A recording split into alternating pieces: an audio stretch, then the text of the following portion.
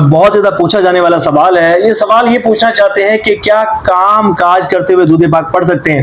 کوئی shop keeper ہے، کوئی دکاندار ہے، یا کسی بھی کام میں مصروف رہتا ہے، لیکن اس کا ذہن یہ بنتا ہے، اس کا یہ دل چاہتا ہے کہ میں درود پاک کثرت سے پڑھتا رہوں، تو کیا کام کاج کرتے ہوئے میں درود پاک پڑھ سکتا ہوں؟ اسی طرح گھریلو خواتین جو گھر میں کام کاج میں مصروف رہتی ہیں، تو کیا وہ کام کاج کرتے ہوئے درود پاک پڑھ سکتی ہیں یا نہیں پڑھ سکتی؟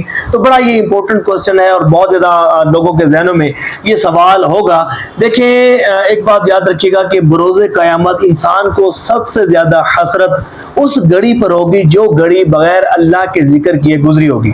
تو اللہ کے نیک بندوں کی یہ نشانی ہوتی ہے کہ ان کی زبان پر ہمیشہ اللہ کا ذکر ہوتا ہے، اور وہ بڑا ہی خوش بخت ہوتا ہے، خوش نصیب ہوتا ہے کہ جس کی زبان پر اللہ کا بھی ذکر ہوتا ہے اور اللہ کے حبیب صلی اللہ علیہ وآلہ وسلم کا بھی ذکر ہوتا ہے۔ میری مراد یہ ہے کہ اس کی زبان پر درود پاک کی کثرت ہوتی ہے۔